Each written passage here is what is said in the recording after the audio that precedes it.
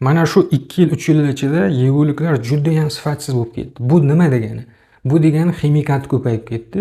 Sun'iy usulda yetkaziladigani ko'payib ketdi va kanserogen, konservativ kimyoviy moddalarni qo'shib tez pishar yoki shunga o'xshash bo'lgan yeguliklarni yeyish ham iste'moli ham oshib ketdi. Asosan shaharlarda mahsulotlar, trans yog', Xitoy qo'shimchalari, gormonal go'shtlar, gormonal tovuqlar, nitrat to'la sabzavot va mevalar to'lib ketdi. Sifatni hech kim chuqur tekshirmayapti.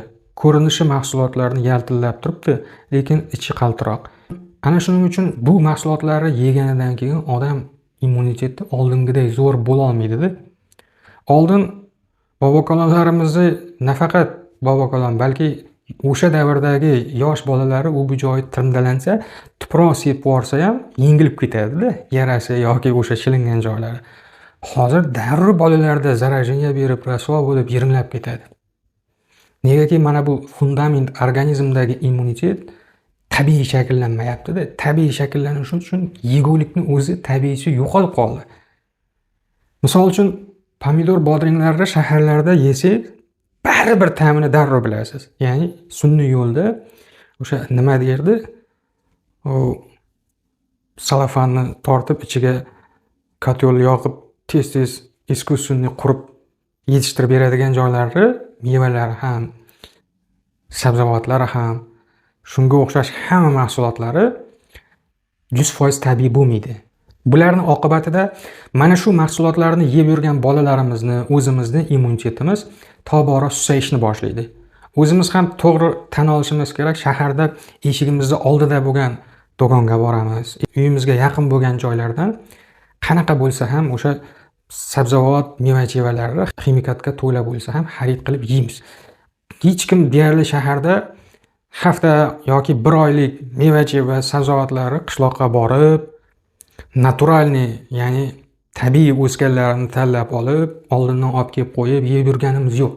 Juda mana shu 99% aholi olib kelganini pulni berib qimmat bo'lsa-da xarid qilib, uni negiziga o'ylab ham o'tirmay yeb turibdilar. Yilga kelgan to'y deb, to'g'rimi? Hammangiz shunaqa qilib turibsizlar. Mana shu narsa massiviy odamlarni butun immunitetini shakllanishini inqilobga uchratadi, pasaytirib tashlaydi.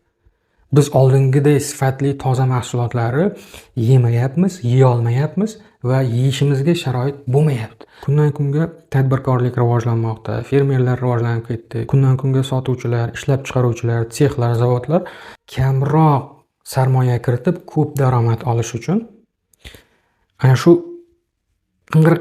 shing'ir yo'llaridan foydalanmoqda. Ya'ni u bilan bu ximikatni qo'shadi-da, 3-mahsulotni ko'proq yaratadi. Buni olib yegan odamni organizmi oldingidek yaxshi shakllana olmaydi. Ana shuning uchun ham oxirgi paytlarda bolalarimizni, o'zimizni immunitetimiz oldin oddiy deb hisoblagan shamollashlarga bardoshligi yaxshi bo'lmayapti. Oqibatda hamma shu joyga tushib, voy anaqa qildik, noma'lum virus kelibdi degan xayollar, gap so'zlar, mish-mishlar tarqab ketadi. Lekin buni negizida hech kim o'ylamayaptiki, yeguliklarimiz, mahsulotlarimiz tabiiyligini yo'qotib bo'ldi deyarli. Hozir hidlasangiz, даже ko'p go'shtlarni gormoni hidi urib turadi.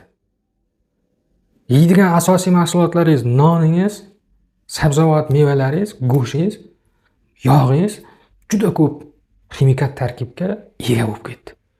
Lekin organizmga kirib tushgandan keyin organizm uni yaxshi sarflay olmaydi. Qurilish materiallari sifatsiz bo'lsa, quradigan binoyingiz ham sifatsiz bo'ladi. Yeydigan mahsulotlar odamlarni, bolalarni yeydigan mahsulotlari sifatsiz bo'lsa, ichki organizmi ham sifatsiz bo'ladi.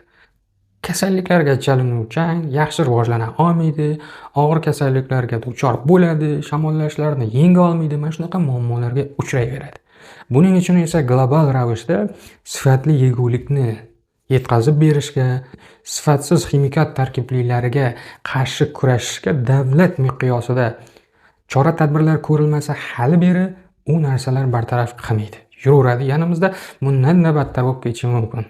Doktor Isyonovning Telegramdagi rasmiy kanalining belgisi mana 8 qirrali moviy yulduzchasi bor. Mana ko'rdingizmi? Mana shu bizning kanal.